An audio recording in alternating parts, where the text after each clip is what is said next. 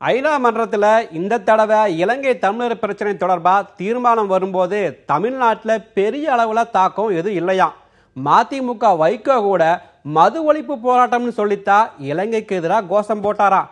ஆனா பாருங்க, இப்ப திடீர் கைது எதுக்குன்னு ஒரே குழப்பமா இருக்குதான்.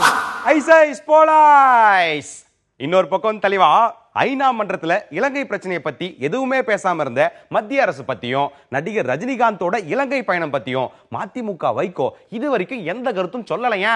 இன்னும் 2 மாசத்துல பிரதமர் மோடி இலங்கைக்கு போறதால இப்போ திடீர்னு வைகோ கைதானது பல்வேறு டவுட்டுகளை கிளப்பி இருக்குதா.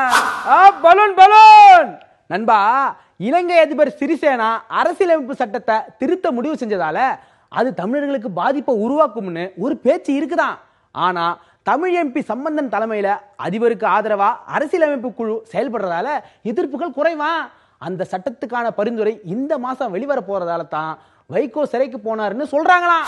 விடுதலை புலிகளை ஆதரிச்சு பேசின வைகோ மேல 2009ஆம் வருஷம் திமுக ஆட்சியில வழக்கு போட்டாங்களாம். ஆனா கைது நடவடிக்கை எடுக்கலையாம். அதுக்கு அப்புறம் வந்த அதிமுக ஆட்சியில அந்த வழக்கை முடிச்சு வையுங்கன்னு பேச்சு நடந்துச்சான். ஆனா எதுவும் நடக்கலையாம்.